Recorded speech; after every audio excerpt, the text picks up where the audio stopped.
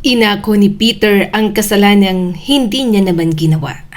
Ipinagpalit niya ang sariling kinabukasan, kapalit ng kalayaan ng babaeng pinangakuan siyang hihintayin. Ngunit paglabas niya ng bilangguan, ang babaeng pinakamamahal niya ay hindi na ang Sofia na kanyang iniwan. Isa na itong makapangyarihang asawa ng isang bilyonaryo at tila kinalimutan na ang lalaking nagsakripisyo ng lahat para rito. Sa puso ni Peter namatay ang pag-ibig at isinilang ang paghihiganti. Ngunit paano kung habang isinasakatuparan niya ang kanyang plano, muli siyang matutong magmahal? Kapag nabunyag ang katotohanan, alin ang pipiliin ni Peter? Ang paghihiganti o ang pagkakataong maging masayang muli? Ako si Skylar at sabay-sabay nating pakinggan ang kanyang kwento. Ano ba yan? Traffic? Baka kanina pa naghihintay si Sofia. Saad ni Peter habang nakatayo sa siksikang bus. May usapan sila ngayong gabi. Late na nga siya dahil sa duty sa ospital. Mas lalo pang na-late dahil sa traffic at rush hour. Saglit lang po, para dito na ako bababa. Nagmamadali siyang sumiksik sa mga tao at nakahinga na ng makababa. Agad siyang naglakad papunta sa bahay. 3 kanto pa kaya halos takbuhin niya na. Nang makarating sa tapat ng gate, binuksan niya na yon. Diretso agad siya sa rooftop. Nang makita siya ni Sofia, napabusangot ito. Ang tagal mo? 30 minutes ka nang late. Ako nang nag-ihaw nitong lahat ng karne. Reklamo ng kanyang girlfriend. Hindi niya na napigilang tumawa. Sorry, okay lang. Mabango ka pa rin naman. Bahagyang napangiti si Peter habang naghuhubad ng mga sapatos at medyas. Naghugas na rin siya ng mga kamay. Napatingin siya kay Sofia. Nakaupo na ito sa kanilang mesa. Nakasuot ito ng simpleng puting blouse at itim na pantalon. Ngunit para sa kanya, ito pa rin ang pinakamagandang babae na nakita niya. Hindi niya maiwasang maalala ang mga panahon na pareho silang mga batang walang pamilya sa orphanage. Magkasama silang umiyak, tumawa, mag-aral at nangarap. Sa isip niya, napakalayo na ng narating nila. Isa na siyang medical student, habang si Sofia naman ay isa ng television reporter. Pakiramdam ni Peter, unti-unti nang natutupad ang mga pangarap nilang sabay nilang binuo noon. Lumapit siya sa mesa habang may ngiti sa labi. Pasensya ka na kung medyo natagalan ako. Galing pa kasi ako sa ospital pagkatapos ng duty namin. Traffic pa. Dumaan pa ako para bumili ng maliit na regalo para sa'yo. Inilabas niya ang isang kahon na may lamang kwintas. Congratulations, Sofia. Sobrang proud ako sa'yo. Alam kong pinaghirapan mo ang report mo. Napangiti si Sofia at agad na binuksan ng kahon. Mas lalong bumaha ang saya sa mukha nito nang makita roon ng kwintas. Salamat dito. Tumawa pa si Sofia. Ang ganda. Ikaw talaga, Peter. Hindi mo kailangan bumili ng kahit ano. Ang importante, nandito ka. Sapat na sa akin na may kasama ako na taong naniniwala sa akin kahit noong wala pang naniniwala sa kakayahan ko. Pero salamat pa rin dahil alam kong galing sa puso mo. Nagsimula na siyang magsandok ng pagkain. Hindi yan mahal. Pero gusto kong may maibigay man lang ako. Alam kong marami ka pang maaabot. At gusto kong maalala mo na kahit gaano pa kataas ang marating mo, nandito lang ako, Sofia. Palagi kitang susuportahan. Lumapit siya rito at sinuot ang kwintas. Nagkatinginan silang dalawa. Nang halikan siya ni Sofia, napangiti na lang siya. Mahal na mahal niya talaga ang kababata, kaibigan, girlfriend at magiging asawa niyang si Sofia. Kapag naging ganap na doktor na siya at nakaipon, bibigyan niya ito ng napakagandang kasal. Hinaplos ni Sofia ang pendant ng kwintas. Napakaganda nitong binigay mo sa akin, Peter. Pakiramdam ni Peter ay sapat na ang simpleng sandaling yon upang mabawasan ang lahat ng pagod niya sa pag-aaral. Sa dami ng exams, duty at halos walang tulog na gabi, ang makita lamang na masaya si Sofia ay parang gantimpala na rin para sa kanya. Maya-maya ay kumain na sila. Maingay silang nagsimulang kumain habang paminsan-minsan ay nagtatawanan. Walang tigil si Sofia sa mga kwento nito. Hindi ko pa rin makalimutan ang nangyari kanina sa station. Halos lahat ng senior reporters binati ako. Sabi nila malaking bagay daw ang expose na ginawa ko. Pakiramdam ko, ngayon pa lang talaga nagsisimula ang career ko, Peter. Ang dami ko pang gustong maabot. Ang dami ko pang gustong patunayan. Ngumiti si Peter habang tumatango. Deserve mo naman. Ilang taon kitang nakitang nagpuyat.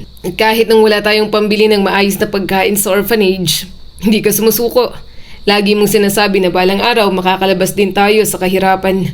Ngayon, unti-unti nang nangyayari yun. Masaya akong nakikita kitang natutupad ang mga pangarap mo. Napayuko sandali si Sofia bago muling tumingin sa kanya. Pero hindi pa sapat, Peter. Gusto kong magkaroon ng malaking bahay. Gusto kong magkaroon ng sasakyan. Gusto kong hindi na kailangan mag-alala sa pera kailanman. Ayokong bumalik sa buhay na wala tayong makain. Ayokong maranasan ulit ang pakiramdam na wala tayong ibang aasahan. Tahimik na nakinig si Peter. Nauunawaan niya kung bakit ganun ang pananaw ni Sofia. Pareho silang lumaki na halos walang-wala. Pareho nilang naranasan ang matulog ng gutom at magsuot ng lumang damit na bigay lamang ng ibang tao. Hindi niya masisisi si Sofia kung bakit napakahalaga rito ng tagumpay at pera. Ngunit para sa kanya, hindi yon ang pinakamahalaga. Huminga siya ng malalim bago nagsalita. Maintindihan ko kung gusto mong yumaman. Sino bang hindi? Sino ba naman ang ayaw ng komportableng buhay? Pero naniniwala ako na darating din yun basta magkasama tayo. Hindi man ngayon, darating din ang panahon. Kapag naging doktor na ako, sisikapin kong magkaroon tayo ng maayos na buhay. Hindi man marangya agad pero magiging masaya tayo, Sofia. Ngumiti si Sofia, ngunit tila may bahagyang pag-aalinlangan sa mga mata nito. Sana nga ganun lang kadali ang lahat. Minsan kasi natatakot ako. Pakiramdam ko kapag mabagal ang pag-angat natin, iiwan tayo ng pagkakataon. Ang daming tao ang handang gawin ng lahat para yumaman. Ayokong habang buhay tayong naghihintay. Bahagyang kumunot ang noo ni Peter. Hindi niya alam kung bakit tila may lungkot sa boses ni Sofia kahit ipinagdiriwang nila ang tagumpay nito. Gusto niya itong yakapin at sabihing magiging maayos din ang lahat. Naniniwala siyang walang problemang hindi kayang lagpasan basta't magkasama sila. Marahan niyang hinawakan ang kamay ni Sofia. Huwag kang matakot. Hindi kita pababayaan. Hindi man ako mayaman ngayon pero nangangako ako na gagawin ko ang lahat para maging doktor. Gagawin ko ang lahat para magkaroon tayo ng sariling pamilya. At balang araw, hindi na rin tayo mag-aalala sa pera. Napatingin si Sofia sa mga kamay nila na magkahawak habang ngumunguya ng pagkain. Promise mo yan ha? Ngumiti siya ng bahagya. Yun naman ang pangarap nila noon pa. Siya nga pala. Usal ni Sofia habang humunguya. Kumusta na bang kapatid mo? Napangiti si Peter at nagpatuloy na rin sa pagkain. Okay naman, nag-aaral din. Ang gusto ko lang ngayon ay mabigyan siya ng buhay na hindi niya kailangan matakot sa bukas. Ayoko maranasan niya ang mga pinagdaanan natin noon. Kaya doble ang pagsisikap ko sa pag-aaral. Hindi lang para sa sarili ko, para rin sa kanya. Alam mo namang maaga lang din siyang naulila kasi namatay ang mga umampun sa kanya. Napapagod din naman si Peter. Tao lang naman siya. Pero sa tuwing naiisip niya na may dahilan siyang bumangon, nawawala ang pagod. Si Sofia ang isa sa mga dahilan. At isa pa ay ang kapatid niyang ngayon niya lang muling nakasama. Ang tagal nilang nagkahiwalay dahil may umampun dito habang naiwan siya sa orphanage. Akala niya noon ay hindi niya na makikita pa ang kapatid. Pero binigyan siya ng Diyos ng pagkakataon na makita itong muli. Kaya hindi niya na yon sasayangin. Isang gabi, hindi pa man tuluyang natatapos ang duty ni Peter sa ospital. Biglang nag-vibrate ang kanyang cellphone. Napatingin siya sa screen at agad niyang nakita ang pangalan ni Sofia. Napangiti siya kaagad. Ngunit nawala yon nang marinig niya ang nanginginig nitong paghinga sa kabilang linya. Peter, please tulungan mo ako. Hindi ko alam ang gagawin ko. Natatakot ako. Sobrang natatakot ako. Puntahan mo ako. Biglang bumilis ang tibok ng puso ni Peter. Sofia, huminahon ka muna. Sabihin mo sa akin kung nasan ka. Ano bang nangyari? May nanakit ba sa'yo? Halos hindi maintindihan ang paghinga ni Sofia bago ito muling nagsalita. Itetext ko, pumunta ka lang dito. Peter, pakiusap. Ikaw lang ang naiisip kong matatakbuhan. Huwag mo kong pababayaan. Mahigpit na napahawak si Peter sa cellphone. Hindi naman niya ito pinabayaan kahit kailan. Nang makatanggap ng texts, kaagad siyang nagpaalam sa resident doctor at halos takbuhin ang paglabas ng ospital. Habang nasa biyahe, hindi mapakali si Peter. Hindi niya mapigilang isipin ang iba't ibang posibilidad. Habang papalapit sa hotel na sinabi ni Sofia, lalo siyang kinakabahan. Sana naman okay siya. Pagdating sa hotel, mabilis siyang umakyat sa silid na ibinigay ni Sofia. Bahagyang nakabukas ang pinto, kaya dahan-dahan niya itong itinulak. Sofia! Pagpasok pa lang ni Peter, agad niyang naamoy ang matapang na amoy ng dugo. Napatigil siya. Nanlaki ang kanyang mga mata. Sa isang sulok ng silid, nakaupo si Sofia habang yakap ang sariling mga tuhod. Nanginginig ang buong katawan nito. Gusot ang damit at may mga pasa sa braso. May bahid ng dugo ang mukha at mga kamay nito. Ilang di pa lamang ang layo nito, nakahandusay ang isang matandang lalaki. Hindi na ito gumagalaw. Napahawak si Peter sa sariling bibig. Anong nangyari rito? Peter, umiiyak na tawag sa kanya ni Sofia. Unti-unti siyang lumapit sa kasintahan. Sofia, tingnan mo ako. Nandito na ako. Anong nangyari? Bakit may dugo ka? Sino ang lalaking yan? Sabihin mo sa akin ang lahat. Mas nanginig ang mga pag-iyak ni Sofia. Hindi ko sinasadya. Peter, hindi ko talaga sinasadya. Sinabi niyang gusto niya akong i-interview para sa isang malaking project.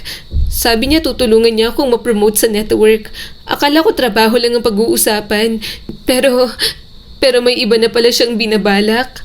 Tahimik na nakinig si Peter habang pilit na pinapakalma ang sarili. Napatingin ulit siya sa matandang lalaki na nakahandusay. Hinaplos ni Peter ang buhok ng kanyang girlfriend. Huminga ka ng malalim. Walang mangyayari kung magpapanik. Napapikit si Sofia habang tuloy-tuloy ang pag-agos ng luha. Pagkapasok ko rito, nagsimula siyang uminom. Maya-maya lumapit na siya sa akin. Hinawakan niya ako kahit pa ulit-ulit akong umatras. Sinabi kong aalis na ako pero hinarangan niyang pinto. Pinilit niya akong halikan. Nanlaban ako. Sinaksakan ko siya ng nabasag na bubog. Tinulak ko siya ng malakas. Nadapa siya at tumama ang ulo niya sa gilid ng marmol na mesa. Nang lumapit ako, hindi na siya humihinga. Nanlamig ang buong katawan ni Peter habang nakatingin sa matandang lalaki. Lumapit siya rito at mabilis na sinuri ang katawan. Wala ng pulso. Wala na siyang maramdamang paghinga. Bumalik ang tingin niya kay Sofia. Nanlalaki pa rin ang mga mata nito sa takot. Hindi niya kailanman nakita ang babaeng mahal niya sa ganoong kalagayan. Sa isip ni Peter, malinaw ang nangyari. Isa naman yung self-defense. Hindi ginusto ni Sofia ang nangyari. Lumuhod siya sa harapan nito. Sofia, makinig ka sa akin. Wala kang ginawang masama. Pinagtanggol mong sarili mo. Naintindihan ng batas ang self-defense. Sasamahan kita. Susuko tayo sa pulis. Sasabihin natin ang buong katotohanan. May mga ebidensyang mga pasamo. Lalaban tayo. Agad na umiling si Sofia. Hindi pwede. Hindi mo kilalang taong yan. Napakayaman niya. Marami siyang koneksyon. Kapag nalaman ng media ang nangyari, tapos ng career ko. Wala nang maniniwala sa akin. Ako ang lalabas na masama. Mawawala ang lahat ng pinaghirapan ko. Mahigpit na napapikit si Peter. Sofia, mas mahalaga ang buhay mo kaysa sa career. Kung wala kang kasalanan, lalaban tayo. Hindi kita hayaang mag-isa. Maghahanap tayo ng abogado. Magbibigay ako ng testimonya at hindi kita iiwan. Humagulgol si Sofia. Hindi mo naiintindihan. Mahirap lang tayo. Sinong maniniwala sa isang reporter na galing sa orphanage laban sa isang mayamang negosyante? Sisirain nila ako ng mga anak niyan. Tatawagin nila akong sinungaling habang buhay ako makikilala bilang mamamatay tao. Natahimik si Peter. Napatingin siya sa dugoang mga kamay ni Sofia sa katawan ng matandang lalaki. Pagkatapos ay tumingin siya sa babaeng pinakamamahal niya. May isang desisyong unti-unting nabubuo sa kanyang isip. Isang desisyong alam niyang babago sa buong buhay niya. Huminga ng malalim si Peter pagkatapos ay ngumiti ng pilit. Sofia, nakinig ka sa sasabihin ko. Huwag ka na mag-alala. Ako nang bahala. Bahagyang natigilan si Sofia. Anong ibig mong sabihin? Tumayo si Peter at naghanap ng pwedeng ipunas sa mukha at mga kamay ng kanyang kasintahan. Ako ang aamin. Ako ang may gawa, hindi ikaw. Parang tumigil ang mundo ni Sofia.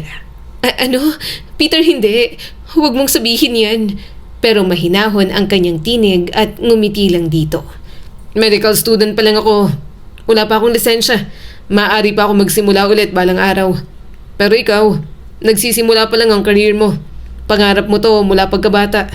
Hindi ko hahayaang mawala yon. Napailing si Sofia habang umiiyak. Hindi ko kaya. Hindi ko hayaang sirain mo ang buhay mo dahil sa akin. Hindi ko matatanggap yon. Mahal kita, Peter. Hindi ko kayang panoorin kang magsakripisyo. Marahang ngumiti si Peter at pinunasan ang mga luha nito. Mahal din kita. Kaya ito ang pipiliin ko. Kung ako ang mabibilanggo, may pagkakataon ka pang tuparin ang lahat ng pangarap mo. Magiging sikat kang reporter, makakatulong ka sa maraming tao, at kapag natapos ang lahat, magkikita ulit tayo. Mahigpit siyang niyakap ni Sofia. Sorry, kasalanan ko to. Ako ang dapat managot. Dahan-dahang hinaplos ni Peter ang buhok nito. Walang may gusto na mangyari to. Hindi mo pinatay ang taong yan dahil gusto mo. Lumaban ka para mabuhay. Hindi ka naman masamang tao. Pagkatapos ng ilang sandali, marahang inilayo ni Peter si Sofia. Isa-isa niyang pinunasan ang dugo sa mukha at mga kamay nito. Pinagmasdan niya ang bawat galaw niya. Parang yun na ang huling pagkakataon na maalagaan niya ang babae na kanyang minamahal. Pagkatapos ay ibinigay niya rito ang kanyang jacket. Isuot mo to. Takpan mo ang mga punit ng damit mo. Dumaan ka sa likod ng hotel. Sumakay ka ng taxi, umuwi ka. Wala kang sasabihin kahit kanino. Mamuhay ka. Tuparin mo ang mga pangarap mo. Humahagulgol na umiling si Sofia. Ayokong iwan ka. Bahagyang ngumiti si Peter kahit puno ng sakit ang dibdib niya. Hinalikan niya sa noo ang kanyang girlfriend. Ihintayin kita. At hihintayin mo rin ako. Ganun lang kasimple. Tahan na. I love you. Maya-maya'y umalis na si Sofia. Si Peter naman ay naiwan sa loob. Makalipas ang ilang oras, binuksan niya ang pinto. Nakita siya ng ibang hotel staff na duguan kaya naalarma ang mga ito. Maya-maya'y may mga pulis na dumating. Samantalang siya'y nanatili lang na nakaupo sa sofa. Ikaw bang pumatay sa biktima? Diretso siyang tumingin sa opisyal. Oo, ako ang pumatay sa kanya. Habang nilalagyan siya ng posas, hindi siya lumaban. Hindi rin siya nagsisi sa naging desisyon niya. Mahal niya si Sofia at gagawin niya ang lahat para rito. Dahil sa naging pag-ako ni Peter, hindi nga siya tinantanan ng pamilya ng biktima. Kahit pa nilaban na self-defense lang ang nangyari para ipagtanggol si Sofia, siya pa rin ang nadiin sa kaso. Hanggang sa nasentensyahan na siya at nabibilanggo ng ilang taon. Napapikit si Peter sa bawat pag-alingaw-ngaw ng bakal. Ilang buwan na siyang nasa bilangguan, ngunit hindi pa rin siya nasasanay sa pakiramdam ng pagkawala ng kalayaan. Tuwing umaga, pare-pareho ang kanyang ginagawa. Gumigising sa maagang oras, nakikisabay sa pila para sa pagkain. Nagtatrabaho sa mga iniuutos sa loob ng bilangguan at bumabalik sa kanyang selda pagsapit ng gabi. Hindi yun ang buhay na pinangarap niya. Masakit isipin na napakalapit na sana niyang maabot ang pangarap na maging doktor. Ngunit sa kabila ng lahat, hindi niya pinagsisisihan ang desisyong ginawa niya. Sa isip ni Peter, ligtas si Sofia. At yon ang mahalaga. Peter! Napalingon siya nang tawagin siya ng isang bantay. May bisita ka! Biglang lumiwanag ang kanyang mukha. Mabilis siyang tumayo. Sa bawat pagbisita, parang nababawasan ng bigat na pasa niya. Yun ang mga araw na muli niyang nararamdaman na may naghihintay pa rin sa kanya sa labas. Pagpasok niya sa waiting area, agad niyang nakita ang kanyang nakababatang kapatid. Tumayo ito at agad siyang nginitian. Kuya! Napangiti rin si Peter. Rich, kumusta ka? Ang laki na ng pinagbago mo. Mukhang mas malusog ka na ngayon. Nag-aaral ka pa rin ba ng mabuti? Hindi ka ba nahihirapan? Tumango ang kanyang kapatid at inilapag ang mga dalang pagkain. Maayos naman ako, kuya. Nagkita ulit kami ng mga pamangkin ng mga umampun sa akin. Mababait sila. Tinutulungan pa rin nila ako kahit alam nilang bumalik na tayo sa isa't isa. Huwag ka mag-alala sa akin. Ikaw, kuya, okay ka lang ba? Bahagyang ngumiti si Peter. Ako, pag mo akong alalahanin, kaya ko rito. Lilipas din to. Pagkatapos nito, babalik ako sa pag-aaral. Magiging doktor pa rin ako. Hindi pa tapos ang pangarap natin. Napaluha ang kanyang kapatid at bahagyang natigilan sa pagbubukas ng mga takip ng container. Ikaw talaga, kahit nandyan ka, iba pa rin ang iniisip mo. Sana dumating na ang araw na makalaya ka. Gusto kitang makitang suot ulit ang puting coat mo, kuya. Napangiti si Peter at nagsimula ng kumain. Sa sumunod na linggo, si Sofia naman ang bumisita sa kanya. Agad na bumilis ang tibok ng puso ni Peter. Suot nito ang simpleng blouse at slacks. May dala rin itong maliit na paper bag. Ngumiti ito nang makita siya. Peter, hinalikan niya ito sa mga labi at mahigpit itong niyakap. Sofia, akala ko hindi ka na makakapunta ngayong linggo. Natatakot pa naman akong baka sobrang busy mo na. Umupo si Sofia sa tapat niya. Pasensya ka na. Ang dami lang talagang assignment sa trabaho. Halos hindi na nga ako umuuwi. Pero hindi ko kayang hindi ka dalawin. Lagi kitang iniisip. Naramdaman ni Peter ang init sa kanyang dibdib. Okay lang yun sa kanya. Naiintindihan niya naman. Masaya siya kapag naririnig niyang maayos ang takbo ng career nito. Ibig sabihin, hindi na sayang ang ginawa niya para rito. Napayuko si Sofia. Peter, hanggang ngayon, mabigat pa rin sa loob ko ang nangyari. Kung pwede ko lang ibalik ang panahon, hindi sana mahinahon siyang umiling. Huwag mo nang balikan yon. Ang gusto kong marinig ay ang mga ginagawa mo. Ikwento mo naman sa akin ang trabaho mo. Isipin mo lang na parang gaya ng dati. Puro kakwento kapag nagkikita tayo. Ayaw niyang palaging mag-look back ang dalaga sa mga nangyari. Nandun na si Peter sa sitwasyon na yon. Siya naman ang nagpresenta. Walang kasalanan si Sofia. Sige na, magkwento ka na habang kumakain ako. Nakangiti pang sabi ni Peter. Napangiti si Sofia kahit may lungkot sa mga mata. May bago akong investigative report. Mataas ang ratings. Pinuri ako ng management. Sabi nila, malaki ang posibilidad na maging anchor ako balang araw. Mas lalo pang napangiti si Peter. Alam kong kaya mo naman yan. Nun pa man, alam ko nang malayo ang mararating mo. Ipagpatuloy mo lang yan. Huwag mong isipin ang nangyayari sa akin. Mas magiging masaya ako kung alam ko na umaangat ka. Tahimik na tumango si Sofia. Mabilis na lumipas ang oras ng pagdalaw. Bago ito umalis, hinalikan siya nito sa mga labi. Di naman yun ni Peter ng buong puso.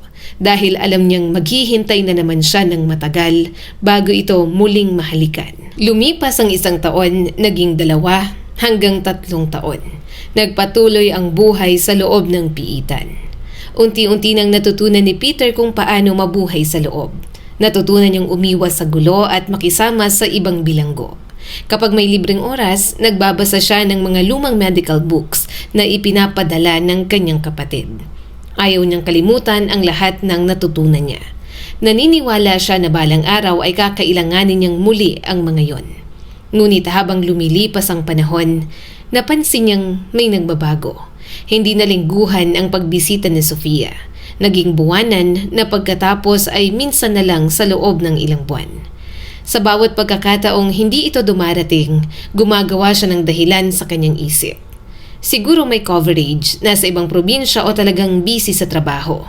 Paulit-ulit niyang kinukumbinsi ang sarili na hindi siya kayang kalimutan ni Sofia. Isang hapon, dumating muli ang kanyang kapatid na si Erich. Ngumiti agad si Peter. Kumusta? Mabuti at nakadalaw ka. Si Sofia ba? Hindi ba siya nakasama? Siguro sobrang busy na naman niya. Hindi agad sumagot ang kanyang kapatid. Napansin yun ni Peter. Bakit? May problema ba? Huminga ng malalim ang kanyang kapatid. Kuya, hanggang kailan mo ba hahanapin si Ate Sofia? Bahagyang kumunot ang noon ni Peter. Anong ibig mong sabihin? Siyempre, hahanapin ko siya. Girlfriend ko si Sofia at minsan na lang siyang bumibisita rito. Miss na miss ko na nga siya.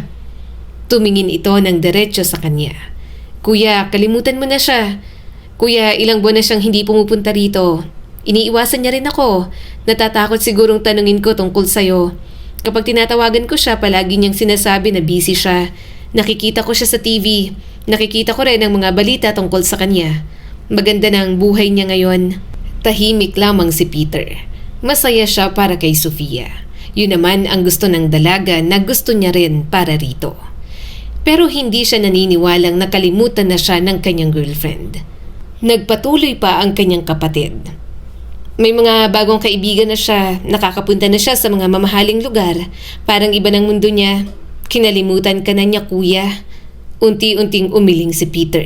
Hindi ganun si Sofia. Napabuntong hininga ang kanyang kapatid at parang maiiyak na. Kuya, gusto ko lang na huwag ka nang umasa. Natatakot akong mas lalo ka lang masasaktan. Ang dami mong isinakripisyo para sa kanya.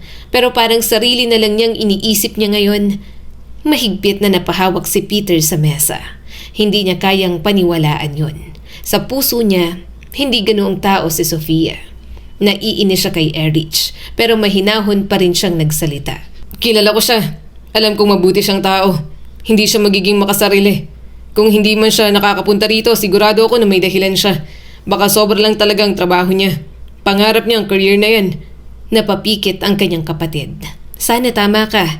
Sana hindi ka na lang niya basta kinalimutan. Ngumiti si Peter ng bahagya. Tama ako. Kilala ko ang babaeng minahal ko. Darating ang araw na muli siyang pupunta rito. At kapag nakalaya ako, magsisimula ulit kami. Hindi na sumagot si Erich at pinakain na lang siya ng dala nitong pagkain. Habang papalayo ito sa visiting area, nanatiling nakaupo si Peter. Tahimik niyang pinagmamasdan ang bakanteng upuan sa tapat niya. May kung anong kirot na unti-unting sumisikip sa kanyang dibdib. Ngunit agad niya yung itinulak palayo.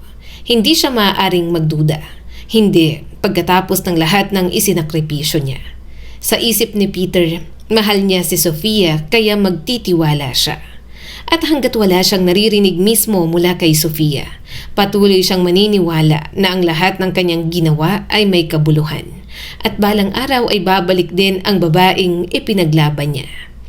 Pero hanggang kailan siya aasa kung sa sumunod pa na mga taon, hindi na bumisita pa si Sofia.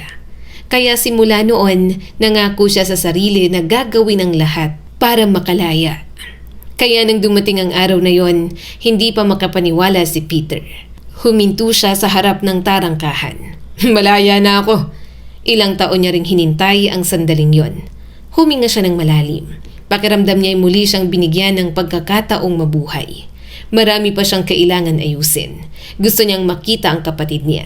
Gusto niyang magsimula ulit. At higit sa lahat, gusto niyang makita si Sofia. Kuya! Tawag sa kanya ni Erich. Napalingon si Peter. Agad siyang sinalubong ng kanyang nakababatang kapatid at niyakap ng mahigpit. Halos hindi makahinga si Peter sa higpit ng yakap nito. Ngunit hindi siya kumalas. Napaluha si Peter. Makakasama na kita ulit. Ngumiti ang kanyang kapatid kahit may luha rin sa mata. Masaya akong nakalaya ka na, kuya. Ang tagal kitang hinintay. Simula ngayon, magkasama na ulit tayo. Hindi na kita hahayaang mapalayo sa akin. Saka ipapakilala kita sa boyfriend ko, ah. Agad na napabusangot si Peter. Boyfriend? Bakit hindi ko alam yan? Napakagatlabi si Erich. Siyempre, kahapon ko lang sinagot. Napairap agad si Peter. Ang tagal ko sa loob. Hindi ko na malayang dalagang-dalaga ka na. Tumawa naman ang kanyang kapatid. Malamang kuya, hindi naman ako habang buhay na bata. Saka nakagraduate na ako ng college. 21 na ako. Pwede naman na, 'di ba? Nakasimangot niya pa ring inakbayan ang kanyang kapatid. Hindi pa man nakikilala ni Peter ang kasintahan ng kanyang kapatid. Para sa kanya ay walang kahit na sino ang deserve si Erich. Salamat sa paghihintay sa akin, Erich. Malumanay na sabi ni Peter nang makasakay sila ng bus. Kung hindi dahil sa mga pagdalaw mo nun, baka sumuko na ako. Ikaw ang dahilan kung bakit ko kinaya ang lahat. Mabuti sana kung nandito rin si Sofia. Napayuko ang kapatid niya. Si Ate Sofia na naman. Mahinang tumawa si Peter. Sa ilang taong hindi bumisita si Sofia, iniwasan niya ng magtanong kay Erich. Siguro kasi takot lang siyang harapin ang katotohanan na kinalimutan na siya nito. Pero ngayong nakalabas na siya, gusto niya talaga itong makita at malaman ang mga dahilan nito. Kuya, may gusto akong sabihin, saad ni Sofia. Ayoko lang din sabihin sa'yo habang nasa bilangguan ka kasi alam kong panghihinaan ka lang ng loob doon. Hindi ka rin naman nagtanong. Napansin agad ni Peter ang biglang pagbabago ng ekspresyon nito. Ano ba yun? Napatingin ang kanyang kapatid sa kanya. Kuya, si Ate Sofia. Huwag muna. Alam kong marami kang gustong sabihin tungkol sa kanya. Pero gusto kong makita siya mismo. Gusto kong marinig ang lahat mula sa kanya. Marahan niyang sambit. Napapikit na lang si Erich at napailing. Sige, pero alam ko ang ginagawa mo, kuya. Iniiwasan mo lang din ang katotohanang kinalimutan ka na ni Ate Sofia. Pinilit niya lang nang umiti. Ayaw niya yung isipin. Baka naman kasi kapag bumalik si Peter, muling bumalik sa dati ang lahat. Nang nasa lungsod na sila, bumaba na sila ng bus. Habang naglalakad, pakiramdam ni Peter ay maraming nagbago. May ilang gusali na hindi na pamilyar sa kanya. Mas moderno na ang mga kalsada at parang mas mabilis na ang takbo ng buhay. Siya lamang yata ang naiwan sa nakaraan.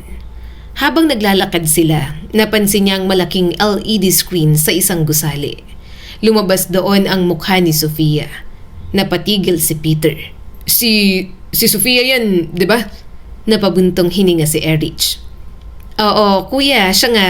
Ano ba, gusto mo bang malaman ng totoo o wag na muna? Halika na, kuya. Mas elegante na ito ngayon. Mas mamahalin ang suot at may kumpiyansa ang tindig. Napangiti na lang si Peter. Ang galing talaga niya. Ngunit naputol ang kanyang ngiti nang marinig ang sinasabi ng hosts. Kasama ngayon ang kilalang business tycoon na si Chairman Lim ang kanyang asawa na si Sofia Lim sa pagbubukas ng bagong medical foundation ng kanilang kumpanya. Parang tumigil ang oras para kay Peter. Unti-unting nawala ang ngiti niya. Napatitig siya sa screen at hindi siya makapaniwala. Asawa? Mahina niyang naibulong. Huminga ng malalim si Erich at sinapo ang noo. Kuya, ito palang nangyari kay Sofia. Hindi naman to totoo, di ba? Bakas ang sakit sa mukha ng kanyang kapatid. Kuya Peter, tama na. Totoo yung nakikita mo. Hindi ko sinabi sa'yo kasi alam kong magiging ganyan ka. Kusang tumulo ang mga luha ni Peter. Hindi si Sofia yon. Hindi ito magpapakasal sa mayamang matanda. Nangako itong maghihintay sa kanya kaya pinanghawakan niya yon. Ipinaglaban niya ito kapalit ang buhay niya. Erich, dalhin mo ko kung nasaan sila. Nanlaki ang mga mata nito. Kuya, wag na. Manggugulo ka lang? Wag na. Mayaman ang napangasawa ni Ate Sofia. Kalimutan mo na lang. Kalimutan? Muling bumagsak ang mga luha ni Peter. Erich, nabilanggo ako dahil kay Sofia. Ano, ganito na lang? Nasira ang buhay ko dahil sa kanya. Tapos, kakalimutan niya na lang ako ng basta. Dumaan ang awa sa mga mata ni Erich. Kuya, dalhin mo ko sa kanya. Mariing sambit ni Peter. Walang nagawa si Erich kundi ang samahan siya. Paulit-ulit niyang sinasabi sa sarili na baka nagkamali lamang siya ng narinig. Baka ibang Sofia yon. Baka may paliwanag pa. Kailangan niya itong marinig mula mismo sa bibig nito. Pagdating sa venue, napakaraming tao. May mga cameraman, reporter, maraming bodyguard at sa gitna ng lahat, lumabas si Sofia. Kuya, halika na. Hindi mo na malalapitan yan. Maraming bantay. Nang sinubukan ko siyang kausapin tungkol sa'yo, pinaharang lang ako sa mga bantay niya. Hindi niya ako hinarap. Malamang, ganun din ang gagawin niya sa'yo. Kaya Kuya Peter, halika na. Wala ka nang mapapala sa kanya. Natigilan si Peter. Hindi niya halos makilala ang babaeng minahal niya. Sa tabi nito ay isang matandang lalaki at nakasuot ng mamahaling suit. Nakangiti habang hawak ang bewang ni Sofia. Pakiramdam ni Peter, unti-unting gumuho ang mundo niya. Hindi ito maaaring mangyari. Kuya, unti-unti siyang lumapit. Nang magtagpo ang kanilang mga mata, nakita niyang pagkabigla sa mukha ni Sofia. Sandali lang yon pero kaagading nawala. Napalitan lang ng malamig na ekspresyon. Nagpatuloy si Sofia sa paglalakad na parang walang nangyari. Hindi yun matanggap ni Peter. Lumapit pa siya. Sofia!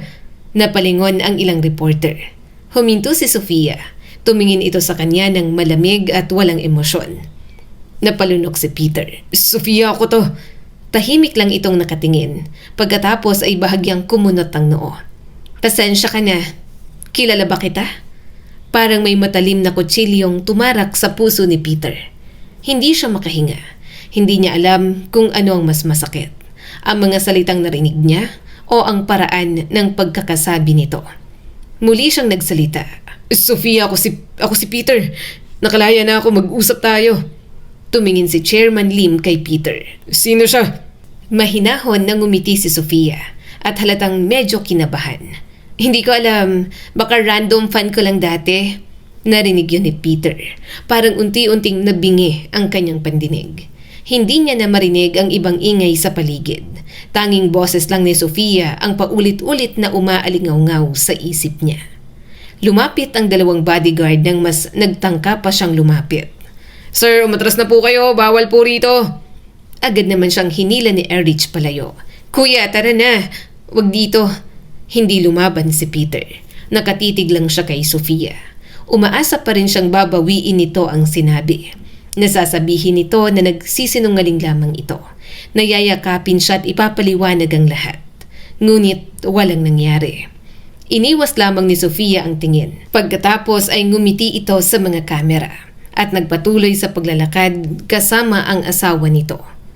Habang papalayo si Sofia, nakita ni Peter ang mamahaling singsing sa daliri nito. Singsing na hindi siya ang nagsuot. Unti-unting nanghina ang kanyang mga tuhod. Napaupo siya sa gilid ng kalsada. Hindi niya namalayan na tumutulo na pala ang kanyang mga luha. Lumapit ang kanyang kapatid. Kuya, tama na. Halika na.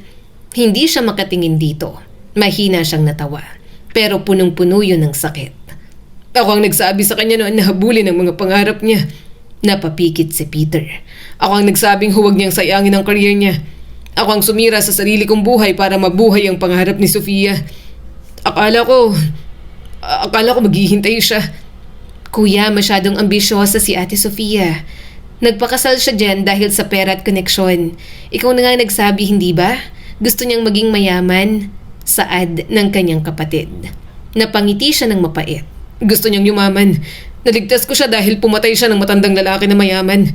Tapos sa bandang huli, papatol din pala siya sa ganyan. Nakakatawa. Mahigpit niyang ikinayom ang dalawang kamao. Lahat ng mga pangarap niya at kagustuhang maging doktor, nawala. Dahil mas pinili niyang isalba ang pangalan ni Sofia. Sa isang tao na hindi man lang siya kilalanin sa harap ng ibang tao. Unti-unti siyang tumayo. Pinunasan niya ang kanyang mga luha. Sa pagkakataong yon, parang may namatay sa loob ni Peter. Tahimik siyang tumingin sa malaking gusali kung saan masayang nakangiti si Sofia sa harap ng mga kamera. Wala nang lalaking minahal niya. Mahina niyang sambit. Napatingin sa kanya ang kanyang kapatid. Kuya, ano nang gagawin mo ngayon? Matagal bago sumagot si Peter. Nakatitig lang siya sa gusaling pinasok ni na Sofia at ni Chairman Lim. Sa bawat segundo, mas lalo niyang nararamdaman ang pait ng pagtataksil. Isinuko ko ang lahat para sa kanya. Tumitig siya sa direksyong pinuntahan ni Sofia. Ngayon, sisiguraduhin kong mararanasan niyang mawala ang lahat ng ipinagpalit niya sa akin. Sa araw na yon, isinara ni Peter ang pintuan ng kanyang dating buhay. At sa kauna-unahang pagkakataon, hindi na pag-asa ang laman ng kanyang puso, kundi paghihiganti. Makalipas ang ilang buwan, tuluyan ang nagbago ang takbo ng buhay ni Peter. Hindi na siyang dating medical student na nangangarap maging doktor. Sa halip, gabi-gabi na siyang nakasuot ng itim na polo, itim na apron at maayos na nakasuklay ang buhok, habang naghahalo ng mga mamahaling inumin sa isa sa pinakasikat na exclusive nightclub sa lungsod. Nandoon siya bilang bartender, pero tumatanggap din siya ng extra service sa mga babaeng nagbabayad sa companionship o para sa isang gabi. Habang pinupunasan niya ang isang baso, napansin niyang muli siyang pinagmamasdan ng ilang babaeng nakaupo sa VIP section. Napangisi naman si Peter. Hindi na bago yon. Mula nang magsimula siyang magtrabaho roon, madalas siyang lapitan ng mga mayayamang kliyente. Hindi lamang dahil sa magaling siyang bartender, kundi dahil sa maayos niyang pananamit. Matalinong pananalita at kalmadong personalidad. Ginagamit niya lahat para may maakit siyang babae. Peter! Napalingon siya sa manager ng club. VIP customer! Gusto ka ron sa table nila. Tumango lamang si Peter. Bitbit ang isang bote ng mamahaling alak. Lumapit siya sa pribadong mesa. 3 elegante at mayayamang babae ang naroon. Puro may mga edad na at may nakita pa siyang isa na asawa ng isang politiko. Napailing na lang si Peter. Pero sa bagay, baka gumaganti lang din ito. Babaero rin ang asawa ng ginang at nagbubuk ng ibang babae. Mukhang kabanpayata ng bayan ang ginagamit. Ngumiti ang isa sa mga ito. Ikaw pala ang sikat na bartender dito. Magalang siyang ngumiti. Magandang gabi po. Ano ang may paglilingkod ko sa inyo? Humalukip-kip ang babaeng mukhang kukuha sa kanya ngayon. Ako ang nagpatawag sa'yo. Hindi lang alak ang gusto kong iserve mo. Gusto ko rin na may makausap ngayong gabi. Kalmado lang ang mukha ni Peter. Okay. Walang problema. Napangiti ang babae nang tumabi siya rito. Napahagigik naman ang dalawa nitong kasama at tumayo na. Sinabing maghahanap din ng gustong mga lalaki. Tumingin ang babae sa kanya at hinaplos ang hita niya. Sabi nila, bago ka raw dito at gusto ng ibang client. Hindi ka mapilit, hindi ka bastos, at marunong kang pumili ng mga salitang sasabihin mo. Ako nga pala si Cora. Anong pangalan mo? Ngumisi naman siya rito. Nagbigay ng ibang pangalan. Lander. Lumapit siya rito at bumulong. Sigurado ako magiging magandang gabi mo sa akin. Bahagya itong nakayuko at mahinang tumawa. Bayaran si Peter. Lalaking bayaran para sa mga babaeng mayayaman na walang magawa sa pera ng mga ito. Hindi niya yun gawain. Wala siyang ibang naging karanasan kundi si Sofia lang. Pero dahil kay Sofia, papasukin niya yun. Gagawin niya ang lahat para lang magkaroon ng pera at koneksyon. Ang galing mo ha? Natatawang sabi ni Cora habang nagbibihis. Next time, baka umulit ako sa'yo. Satisfied naman ako. Ngumisi naman si Peter. You're welcome. Trabaho ko naman talaga to. Napangiti si Cora at naglabas ng tseke. 5 million kasi magaling ka. Tinanggap niya naman yon. Ang daling itapon ng pera pagdating sa mga mayayaman. Kung may kailangan ka, tawagan mo lang ako. Baka may maitulong ako. Humalik pa si Cora sa kanya na agad naman niyang tinanggap. Ginalingan niya para bumalik. Isa pa naman ito sa mga galante niyang client. Mukhang cool at hindi gaanong nahuhumaling sa mga ganoong bagay. Gusto lang talagang gumante sa asawang babaero. Nang makaalis na ito sa silid, nawala ang ngisi ni Peter. Pakiramdam niya ang dumi-dumi ng ginagawa niya. Pero mahalaga pa ba yun? Gagante siya kay Sofia kaya kailangan niya lahat ng koneksyon na makukuha niya. Sa paglipas ng mga buwan, natutuhan niyang may mga taong handang magbayad para sa presensya, oras at pisikal na ugnayan kasama siya. Para kay Peter, isa na lamang yung pinagkakakitaan niya. Wala na siyang hinahanap na pag-ibig o inaasahang pangako. Kinabukasan, inimbitahan siya ng kanyang nakababatang kapatid na mag-dinner. Tahimik silang kumakain sa isang maliit na restaurant. Paminsan-minsan ay sumusulyap ito sa kanya. Napansin naman yon ni Peter. Bakit ganyan ka makatingin? Napabuntong hininga si Erich. Kuya, nag-aalala ako sa'yo. Hindi ka na katulad noon. Dati kapag nag-uusap tayo, puro pangarap ang sinasabi mo. Ngayon parang wala ka nang pakialam sa kahit ano. Kahit ngumingiti ka, parang hindi ka naman talaga masaya. Napahinto sandali si Peter. Pagkatapos ay natawa ng bahagya. Ngumingiti naman ako, di ba? Mukha ba akong umiiyak? Hindi pa rin ngumingiti ang kanyang kapatid. Hindi mo ko kailangan lokohin, kuya. Kilala kita. Alam kong nasasaktan ka pa rin. Saka ano ba? Kontento ka na ba sa pagiging bartender mo? Pwede naman kitang pag-aralin, kuya. Hindi alam ng kapatid niya ang ginagawa niya. Hindi na intensyon ni Peter na ipaalam. Batid niyang pipigilan lang siya nito. Marahan niyang ininom ang tubig bago tumingin dito. Huwag mo akong alalahanin. Mas gusto kong iniisip mo ang sarili mong buhay. Magandang trabaho mo, maayos ang kinabukasan mo. Yun ang pagtuunan mo ng pansin. Tsaka, kumusta na kayo ng boyfriend mo? Mukhang seryoso na kayo ah. Kailan ba ako iimbitahan sa kasal ninyo? Namula ang mukha ni Erich. Kuya, ngumisi si Peter. Huwag mo nang patagalin. Baka maunahan pa kita. Saka hayaan mo lang ako. Okay lang ako. Ang ginagawa ko lang, inaayos ko ang buhay ko nang walang tulong ng iba. Napailing ang kanyang kapatid. Kuya naman alam mo namang pwede mo akong lapitan palagi. Natawa lang si Peter. Okay nga lang ako. Ngunit sa loob-loob niya, alam niyang peke ang bawat tawa. Ayaw niyang makita ng kapatid niya ang lalim ng sugat na iniwan ni Sofia. Ayaw niyang maging pabigat pa rito. Kaya kung kailangan niyang magsuot ng maskara araw-araw, gagawin niya. Lumipas ang ilang linggo mula nang tuluyan ng isara ni Peter ang pinto ng dati niyang buhay. Sa araw natutulog siya upang makabawi sa puyat sa nightclub.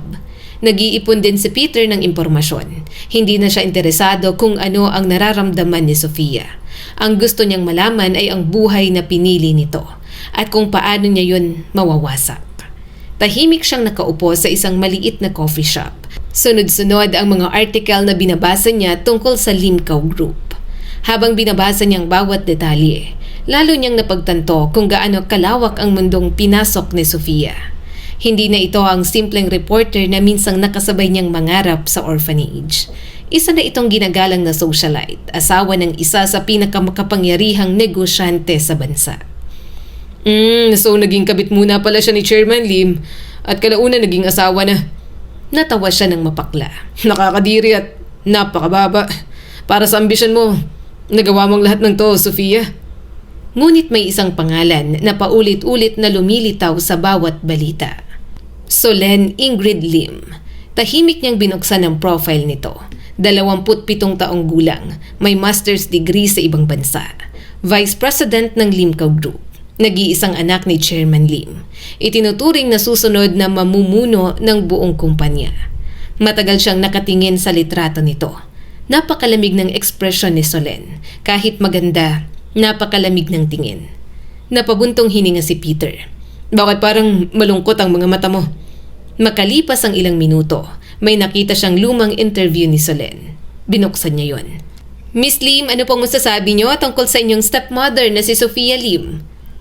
Maayos naman ang relasyon namin, sabi nito nang may tipid ng ngiti. Kumunot ang noo niya. Talaga ba? Kung naging kabit si Sofia ng sarili mong ama bago mawala ang sarili mong ina, matatanggap mo ba yun? Siyempre hindi. Habang lumalalim ang kanyang paghahanap, unti-unti niyang nabuo ang larawan ng pamilya. Napaupo ng maayos si Peter. Unti-unti siyang napangiti habang nakatingin kay Solen. Ikaw, Solen, ikaw ang pinakamahalagang tao sa pamilya mo. Gagamitin kita para sirain ang mga ambisyon ni Sofia. Ilang araw ang lumipas, natuklasan ni Peter ang mga paboritong lugar ni Solen. Paulit-ulit siyang nagmamasid. Tuwing Sabado ng umaga, pumupunta ito sa parehong bookstore. Tuwing Miyerkules ng hapon, nagkakape ito sa isang tahimik na cafe malapit sa opisina nito. At tuwing Biyernes, dumadaan ito sa isang flower shop bago umuwi. Hindi agad siya lumalapit. Pinagmamasdan lamang muna ni Peter. Gusto muna niyang maintindihan si Solen. Isang Sabado ng umaga, maaga siyang pumasok sa bookstore. Kumuha siya ng librong alam niyang bihira. Habang nagbabasa siya sa isang sulok, narinig niya ang mahinang boses ng sales lady. Pasensya na po, Miss Lim. Iisa na lang po ang natitirang copy. Narinig niya ang malamig na boses ni Solen. Ayos lang. Sandaling tumahimik ang paligid. Pagkaraan ng ilang segundo, tumayo si Peter at lumapit sa mga ito. Miss, ito ba ang librong hinahanap niya? Tumango ang sales lady. Ay, yes po sir. Ngumiti lang ng magalang si Solen.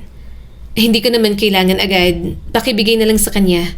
Napalingon si Solen at bahagyang yumuko at umalis. Huminga na lang ng malalim si Peter. Ang lamig.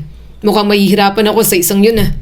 Pero sinisigurado niya pa rin na hindi yon ang huli nilang pagkikita. Isang hapon, muli silang nagkita sa cafe. Nagkataong puno ang halos lahat ng mesa. Napatingin si Solen sa bakanteng upuan sa tapat ni Peter. May nakaupo ba rito? Umiling si Peter. Natutuwa na tadhana na ang kumilos para sa kanya. Wala. Pwede kang umupo. Thank you.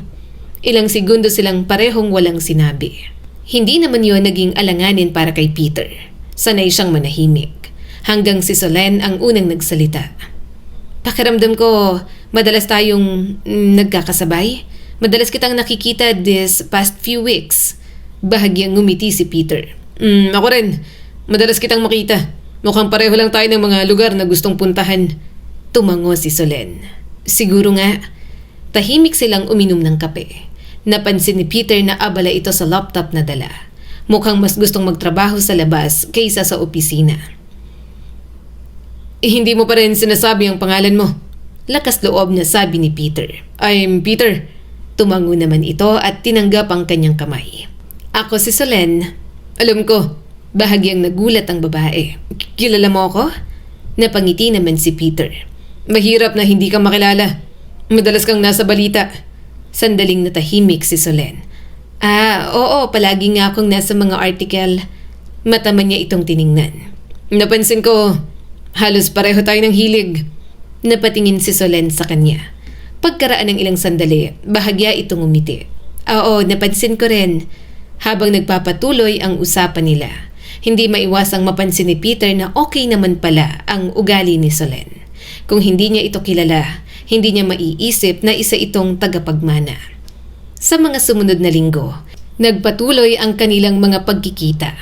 Alam na alam ni Peter kung paano niya huhulihin ang kiliti ni Solen sa mga usapan. Unti-unti, napansin niyang mas maluwag nang makipag-usap si Solen sa kanya. Hoy, kuya, nakikipag-date ka ba? Tanong ni Erich nang minsan silang magkita. Nakita ka ni Owen sa may coffee shop. May katawanan ka raw na babae.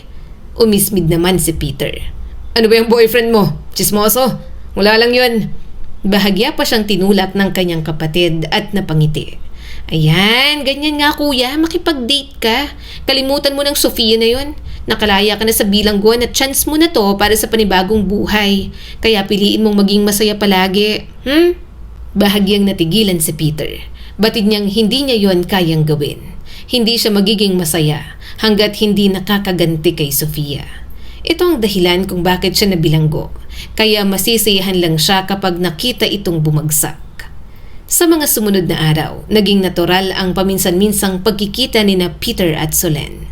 Isang Sabado ng umaga, inibitahan siya ni Solen na samahan itong maghatid ng mga kahon ng school supplies sa isang maliit na foundation. Salamat sa pagpunta mo, nakangiting sabi ni Solen. Napatingin si Peter dito. Wala naman akong ginagawa. Hindi ba dapat may media para makita ng publiko ang ginagawa ninyo? Marahang umiling si Solen at tumawa. Hindi na kailangan yan. Saka sariling help ko to sa mga bata. Hindi lahat ng pagtulong kailangan may kamera.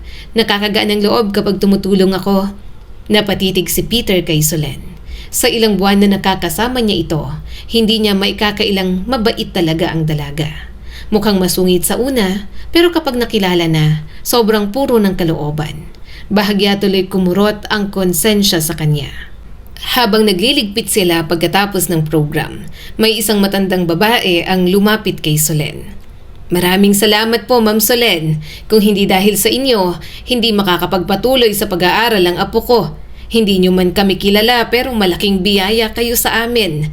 Bahagyang yumuko si Solen at mahinang tumawa. Sabihin niyo po sa apo ninyo mag-aral ng mabuti at kapag kaya niya na, siya naman ang tumulong sa mga nangangailangan. Tahimik lamang na nakikinig si Peter. May kung anong kumirot sa dibdib niya.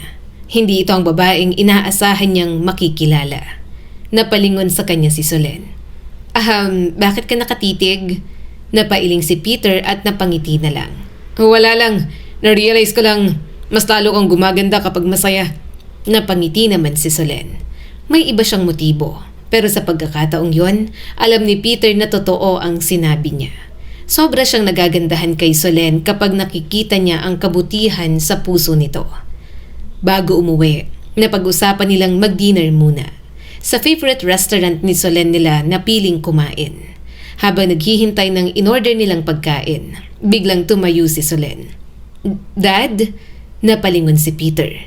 Sa kabilang bahagi ng restaurant ay naroon si Chairman Lim kasama si Sofia. Nang magkatinginan sila ng dati niyang girlfriend, nakita niya itong bahagyang natigilan at nanlaki ang mga mata. Gulat na gulat at mukhang hindi inaasahang kasama niya si Solen. Ilang taon na ang lumipas, ngunit hindi pa rin niya malilimutan ang mukhang minsan ay naging mundo niya. At sino ang kasama mo, anak? Tanong ni Chairman Lim. Ngumiti si Solen. Dad, si Peter. Magkaibigan kami. Napatingin si Chairman Lim kay Peter. Alam niyang marami pa itong tanong, pero mukhang pinalagpas dahil nasa public place sila. Peter, sang pamilya ka galing? Dad, awat agad ni Solen. Magalang na yumuko si Peter. Ulila, Chairman. May kapatid na babae. Simpleng lalaki lang. Nice to meet you, Chairman Lim. Pagkatapos ay dahan-dahan siyang tumingin kay Sofia. Halata ang takot sa mukha ng dati niyang kasintahan. Ngunit agad ding nakabawi si Sofia. Pleased to meet you, Peter. Pinilit ding maging kalmado ni Peter. Pleased to meet you too, Mrs. Lim. Tumango si Chairman Lim at muling sumulyap sa kanya. Maya-maya ay muling bumalik ang paningin sa anak. Maiwan na namin kayo, may iba kaming kasama sa dinner. Mag-usap tayo sa bahay mamaya, Solen. Tumango rin si Solen. Yes, Dad. Humabol ang tingin niya sa mga ito. Mariin ang tingin niya kay Sofia. Ngayong nakita niya ito ulit, bumabalik na naman ang galit sa kanyang puso. Pasensya ka na kay Dad ha. Protective lang siya. Malumanay na sambit ni Solen. Ngumiti naman si Peter. Okay lang, kahit ako rin naman. Kung may anak akong katulad mo, hindi ako papayag na lalapit sa'yo ang kung sino-sino lang. Pero hindi ka kung sino-sino lang. Napakagatlabi si Solen at napanguso. Espesyal ka sa akin, Peter. Ayaw niyang magpaapekto. Hindi dapat ganun. Kaya lang parang hinahaplos ang puso ni Peter sa mga salita ni Solen. Kaya ngayon, hindi niya na alam kung dapat niya pa bang gamitin si Solen para maghigante o dumiretso na lang kay Sofia. Kaya lang wala siyang koneksyon. Si Solen, kung mapaibig niya ito, mas magiging malapit ang mundo nila ni Sofia. Mas madali siyang makakaganti. Mas madali pa dahil anak ni Chairman Lim si Solen. Hinawakan ni Peter ang kamay nito at marahang hinalikan. Espesyal ka rin sa akin. Napangiti naman ng matamis si Solen. Pero hanggang saan ba siya dadalhin kung unti-unti binabagabag na si Peter ng kanyang konsensya? Isang araw habang magkasama sila, may napansin sa kanya ang dalaga. Bakit parang ang tahimik mo ngayon? Kanina pa kita pinagmamasdan. May iniisip ka ba? Kung may problema ka, hindi kita pipilitin. Pero handa akong makinig. Napatingin si Peter sa dalaga. Gumagaan ang kalooban niya kapag nakikita ang maliwalas nitong mukha. Wala naman. Napagod lang ako sa trabaho kagabi. Bahagyang ngumiti si Solen. Huwag kang masyadong magpakapagod. Habang pinagmamasdan niya ang ngiti ni Solen, biglang sumagi sa isip niya ang dating sarili. Ang Peter na simple lang na nagmamahal at nangangarap noon. Lumapit siya kay Solen at hinaplos ang mukha nito. Solen, alam mo naman siguro kung bakit ako naglalaan ng oras sa'yo. Gusto kita at sana halata yun sa'yo. Napakagatlabi ito. Hindi naman kita hahayaang makasama ako kung hindi rin kita gusto. Sobrang lakas ng tibok ng puso ni Peter. Hindi niya alam kung paghihiganti pa ba yun.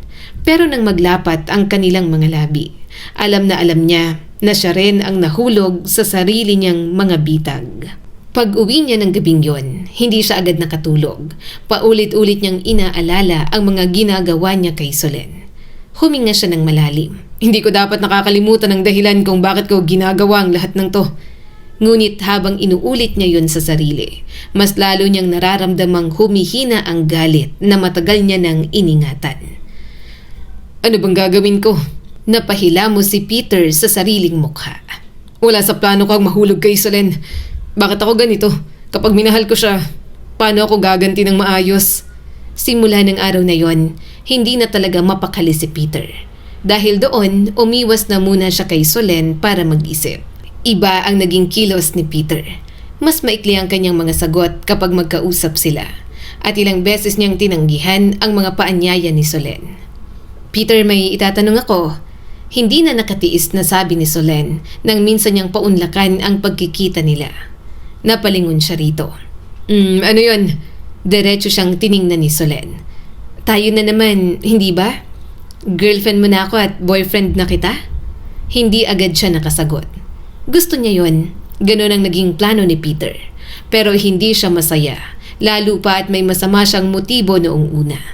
Pakiramdam niya, hindi deserve ni Solen ang mga kasinungalingan niya. Nagpatuloy pa ang dalaga. May nagawa ba akong mali? Nitong mga nakaraang araw parang iniiwasan mo na ako. Parang lagi kang nagmamadaling umalis. Kung may problema tayo, mas gusto kong sabihin mo kaysa manghula ako. Naramdaman ni Peter ang paninikip ng dibdib. Wala naman talagang kasalanan si Solen. Siya ang may dinadalang lihim. Pinilit niyang ngumiti. Wala kang ginawang mali. Marami lang talagang kailangang asikasuhin sa trabaho. Pasensya na kung ganun ang dating. Tahimik na tumingin sa kanya si Solen bago muling nagsalita. Hindi ako sigurado kung yan lang ang dahilan, pero hindi kita pipilitin kung ayaw mo magsalita.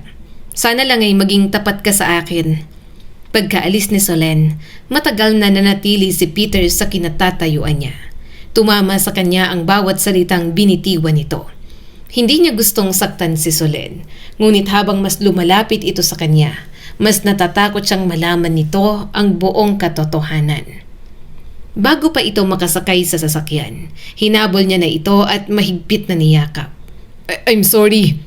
Peter, mas lalo pa siyang yumakap at sumubsob sa leeg nito. Sorry. Hindi ko nagagawin. Hindi na ako iiwas. I'm sorry. Huminga ito ng malalim at tinapik ng paulit-ulit ang likod niya. Girlfriend mo na ako. Kung may problema ka, pwede kang magsabi sa akin. Palagi mo akong kakampi. Nangilid ang mga luha ni Peter. Wala na siyang pag-asa. Hulog na siya kay Solen.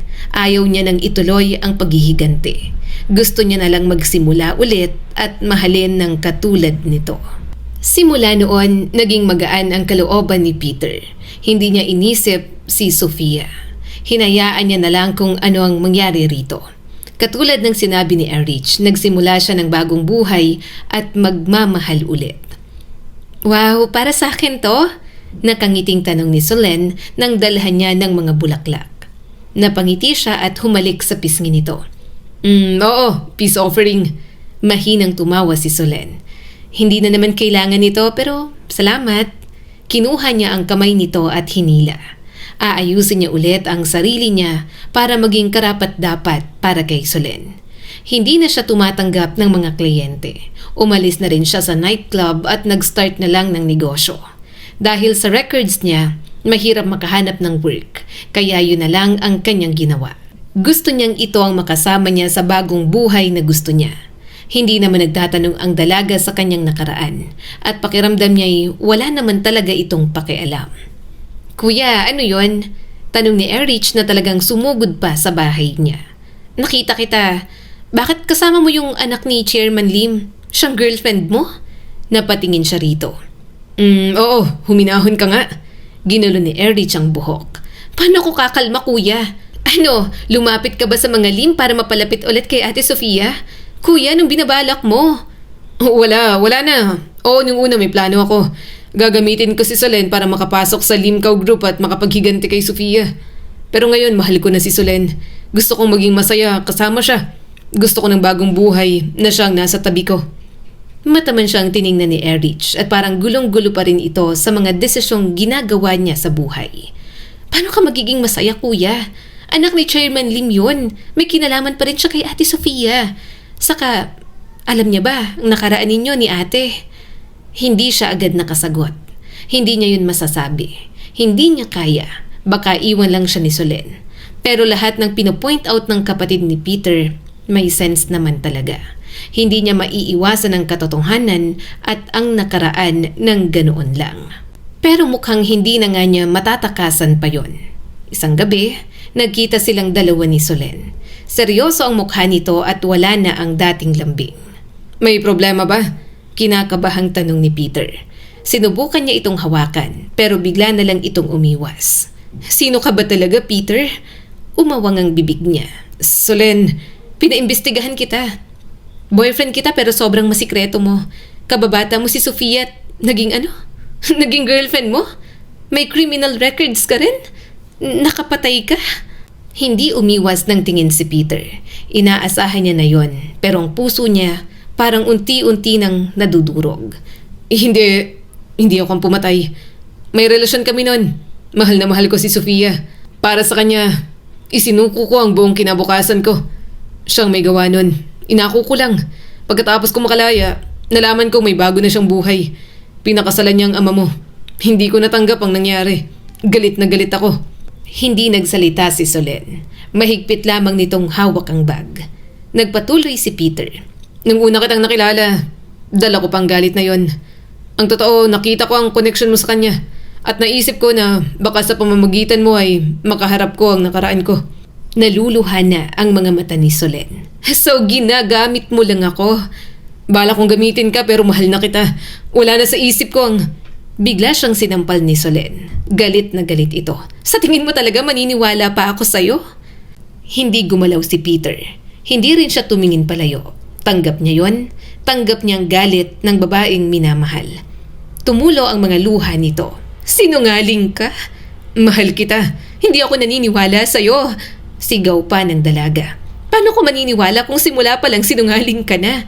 Bakit mo ako idadamay sa kabit ng daddy ko? Gagamitin mo ako? Sa tingin mo talaga magpapagamit ako? Bumagsak na rin ang mga luha ni Peter. Kaya ako lumayo nitong mga nakaraan dahil natakot ako. Hindi ko na gustong ipagpatuloy ang galit ko. Hindi na kita kayang saktan. Habang mas nakikilala kita, mas nakikita ko kung sino ka talaga. At doon ko naisip na wala kang kasalanan sa nangyari sa buhay ko. Hindi ko hinihinging patawarin mo ko agad. Ang hinihiling ko lang ay malaman mo ang totoo. Kung aalis ka pagkatapos nito, tatanggapin ko. Pero sana maniwala ka na mahal talaga kita. Wala na akong pakialam kay Sofia. Ikaw lang ang gusto ko sa buhay ko na to. Gusto kong makasama ka. Napailing si Solen habang pinupunasan ng mga luha. Napakadali mong sabihin na nagbago ka. Pero paano ako maniniwala? Kung kaya mong magsimula sa kasinungalingan, paano ko malalaman kung alin pang totoo? Paano ko malalaman na hindi mo lang sinasabi yan dahil nahuli ka na? Hindi nakasagot si Peter dahil alam niyang makatarungan ang sagot sa bawat tanong nito. Unti-unting umatras si Solen.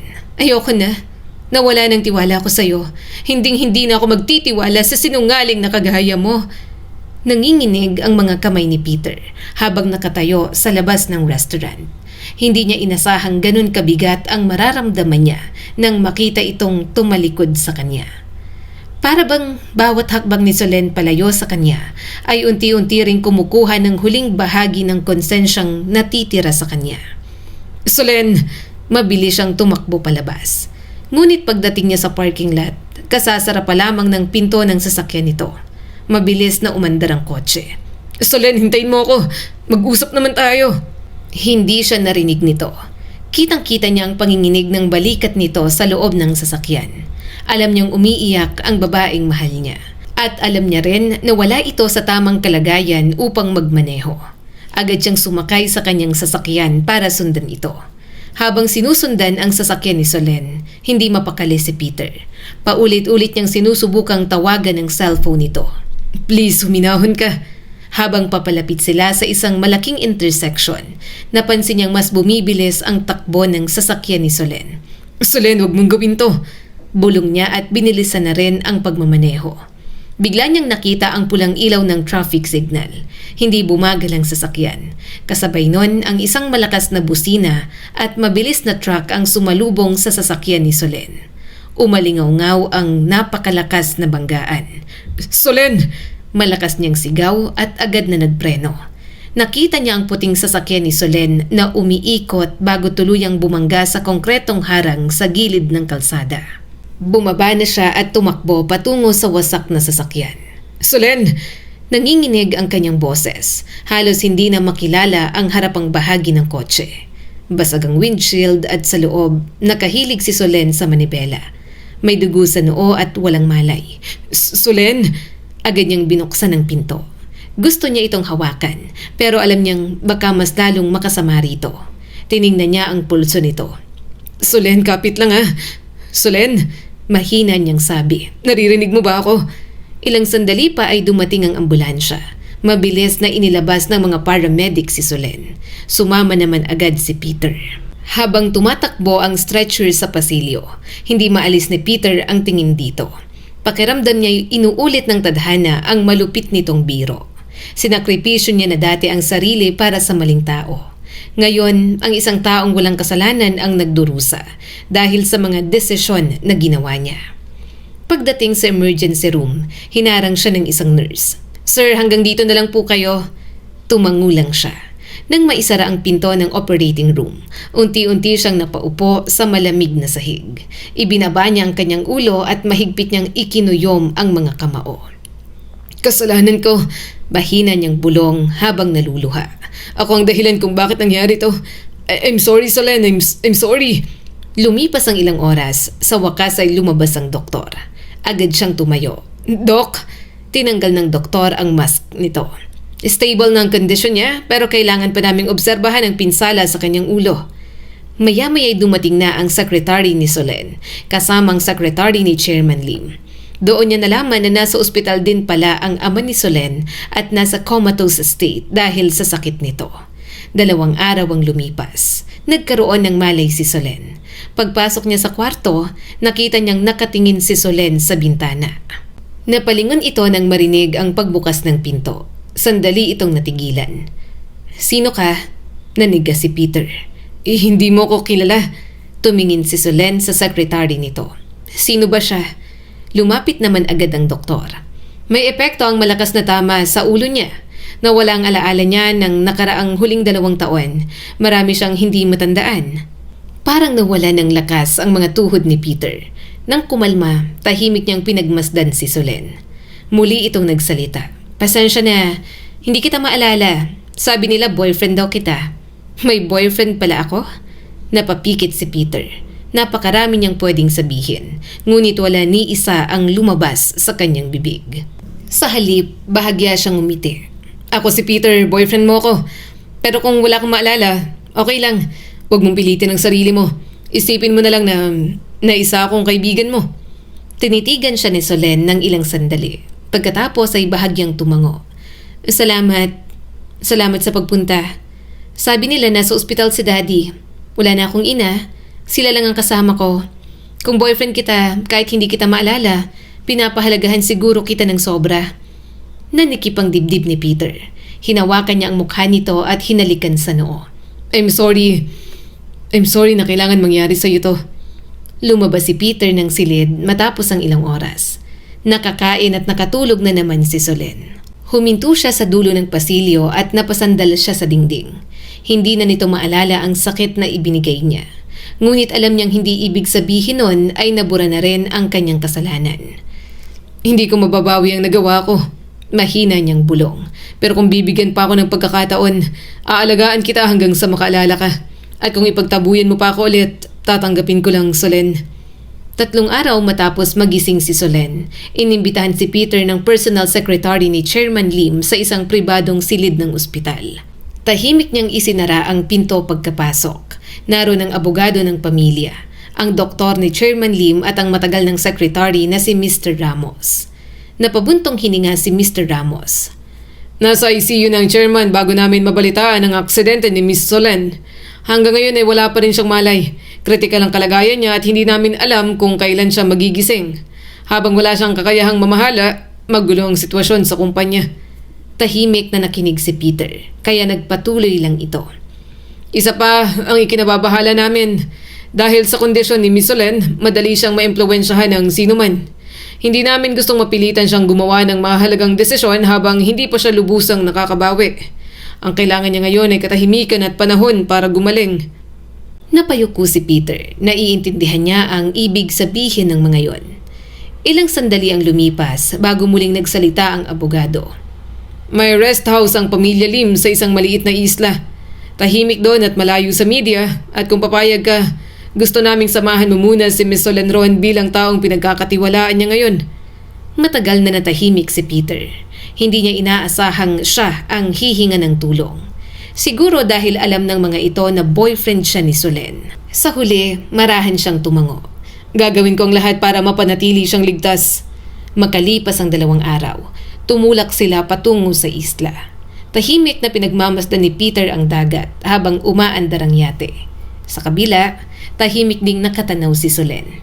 Bigla itong nagsalita. Maganda rito, tuwing bakasyon nandito ako. Isa ito sa mga property ni Dad. Napangiti si Peter. Oo, tahimik.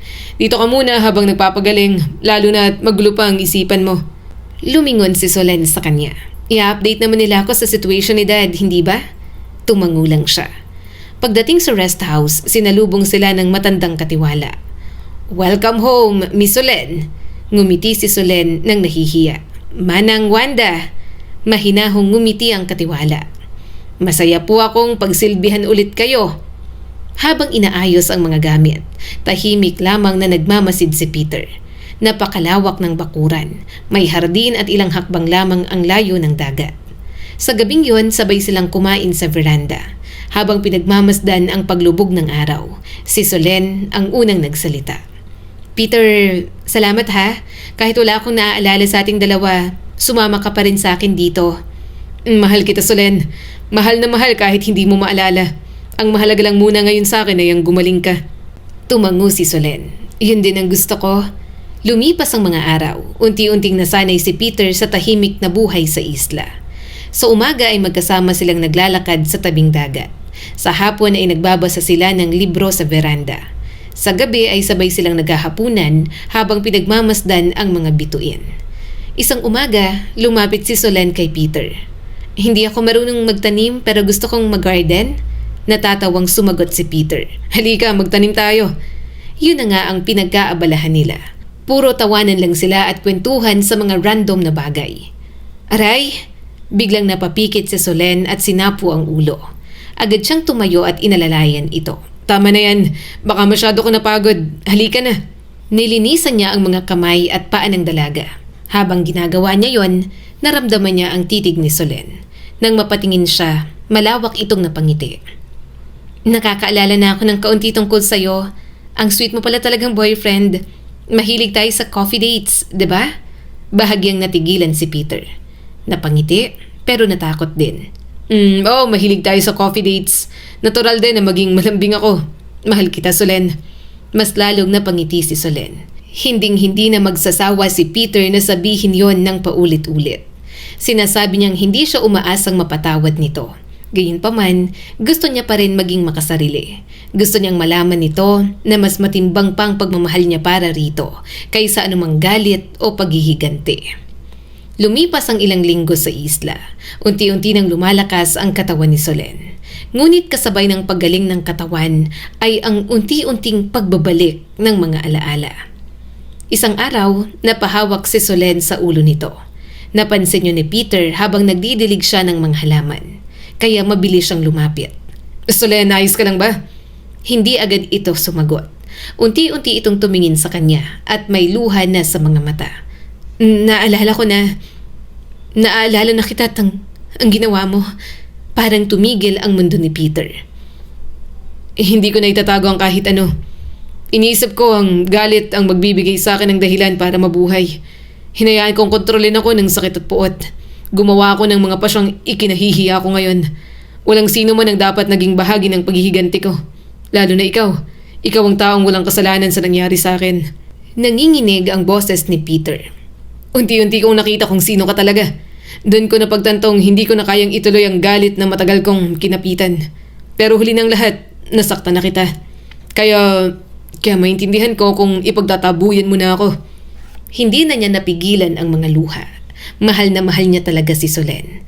Kung hindi na siya matatanggap ng dalaga, uusad na lang din ang buhay niya na wala ito at hindi na iisipin pa ang kahit na anong paghihiganti. Dahil mukhang ayaw na siyang makita ni Solen, nag-impake na siya ng gamit. Kumausap na siya ng bangkero.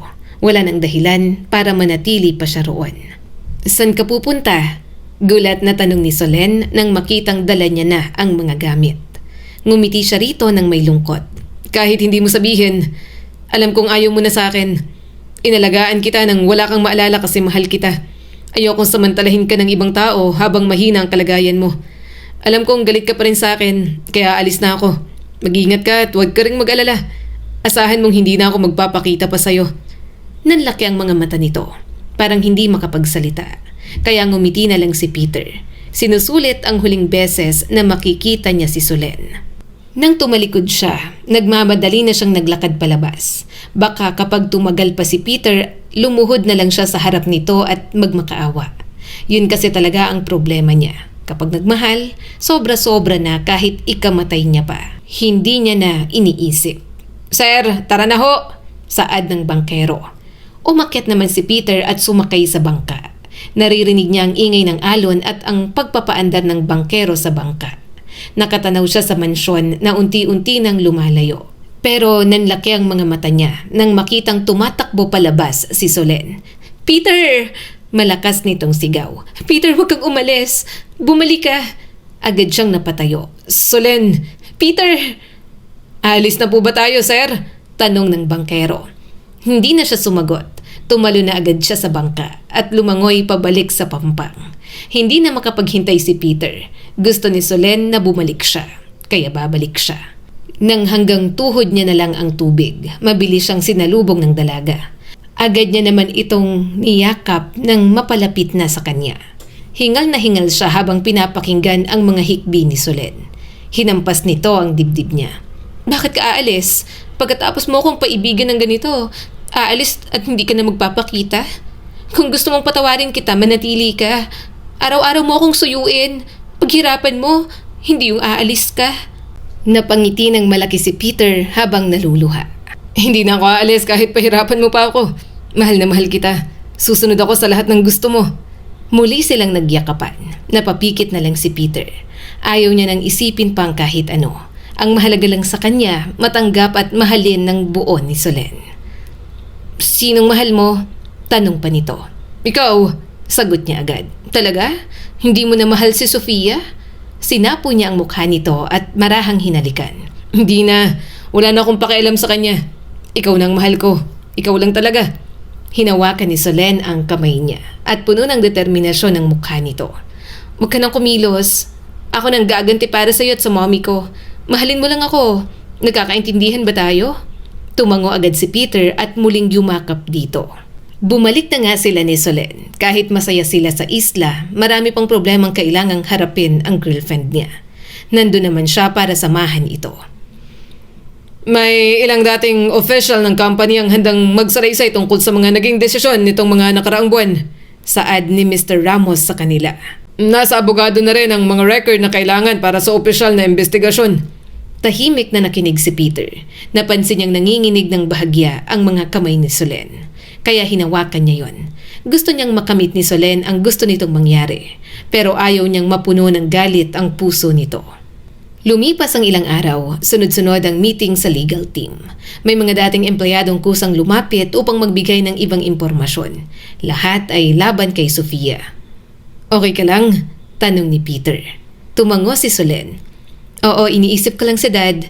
Lumalala raw ang kalagayan niya. Gusto kong mag-focus sa kanya pero mas magiging okay kung hindi ko hayaang si Sofia ang mamuno sa Limcaw. Wala siyang karapatan sa pinaghirapan ng parents ko. Aaminin ko, galit ako sa aking ama dahil sa ginawa niya kay mommy. Pero ama ko pa rin siya." Hinila niya ito at marahang niyakap. Magiging okay din ang lahat, Solen. Nagpatuloy ang mga paglikom ng impormasyon kay Sofia hanggang sa nagsampa na ng kaso si Solen. Nalaman ng board members ang nangyari at hinuli pa ito sa mismong company. "Ano to? Wala akong ginagawang masama. Hindi ako yan." Bulalas ni Sofia at pilit na nagpupumiglas sa hawak ng mga pulis. "Pagbayaran mo ang mga kasalanan mo. Masyado ng marami, Sofia." Lumapit si Solen at malakas na sinampal si Sofia. "At akala mo ba? Hindi ko malalaman na ikaw ang nagpalala ng sakit ni Dad? Ano, nilalason mo siya?" Napasinghap ang board members. "Ikaw?" Galit na sabi ni Sofia. Gustong sumugod kay Solen pero hindi naman magawa. "Babalikan kita. Hindi ako papayag. Akin ang kumpanyang ito at hindi sa'yo." Lumapit si Peter kay Solen. Babe, halika na. Magpahinga ka na. Sila lang bahala. "Peter!" Sigaw sa kanya ni Sofia. "Ano, talagang kakampihan mong babae na yan? Akala ko ba gagawin mong lahat para sa akin?" Mataling niya itong tiningnan. Noon yun. Pero wala na akong pakialam sa'yo. Kung anong ginawa mo, pagdusahan mo. Kulang pa yan, Sofia. Kulang na kulang pa. Hinawakan niya ang kamay ng kasintahan. Mapapagod lang siya kay Sofia. Ang gusto niya lang ay maalis na roon si Solen para makapagpahinga na ito. Hinarap na nga ni Sofia ang patong-patong na kaso. Ang ama naman ni Solen na si Chairman Lim, hindi na rin kinaya at tuluyan ng namaalam sa mundo. Nagluksa ang girlfriend niya at wala siyang ibang ginawa kundi ang damayan ito. Pero hindi na rin siya gaanong nag-aalala. Matapang na babae si Solen, handang bumangon kahit na marami pang pinagdadaanan. "Kailangan kong mag-lead sa Limcaw Group. Sasamahan mo ba ako?" Tanong sa kanya ni Solen. Hinalikan niya ang kamay nito. Basta makakatulong sa'yo. Sasamahan kita. Nang bahagyang humupa ang problema, nagpakasal na silang dalawa. Buong tiwala ang binigay sa kanya ni Solen, kaya hindi niya na yon sasayangin. Wow, hindi ko akalain na mas bagay sa yung maging house husband. Natatawang sabi ni Erich. Mahina siyang tumawa habang nagluluto. Kung si Solen ang misis, sino bang mister ang hindi gaganahan? Maghain ka na ron. Paupuin mo ng asawa mo at ang mga bata. Parating na mamaya ang asawa ko. Nang matapos magluto, sakto namang dumating si Solen. Nang makita siya, agad itong yumakap at nagpabuhat sa kanya. Solen, Hindi niya mapigilan ang hagikgik at inayos ang pagbuhat sa asawa. gusto mong lambing? Tumango agad ito. Nakakapagod sa office. Daddy, ako rin. Bulalas ng anak nilang si Piper. Buhat? Napadaing si Peter ng buhatin ng kanyang mag-ina. Tawang-tawa ang mga kasama nila sa bahay. Gustong-gusto niya ang ikalawang pagkakataon na ibinigay sa kanya ng Diyos. At sa tabi ni Solen at ng kanilang pamilya, natagpuan ni Peter ang tahanang matagal na niyang hinahanap. Ang kwentong ito ay nagpapaalala sa atin na hindi lahat ng sakripisyo ay tama. Lalo na kung ibinibigay natin ito sa taong hindi marunong pahalagahan ang ating pagmamahal at kabutihan. Ipinapakita rin ito na ang galit at paghihigante ay hindi kailanman magdadala ng tunay na kapayapaan, kundi ang pagtanggap sa ating mga pagkakamali, pagpapatawad at pagbabago ng sarili. Higit sa lahat, itinuturo nito na anuman ang ating pinagdaanan, may pag-asa pa ring bumangon at magsimulang muli, basta piliin nating gawin ang tama. Muli, ako si Skylar. At sana ay may bago na naman kayong natutunan sa kwento natin ngayon.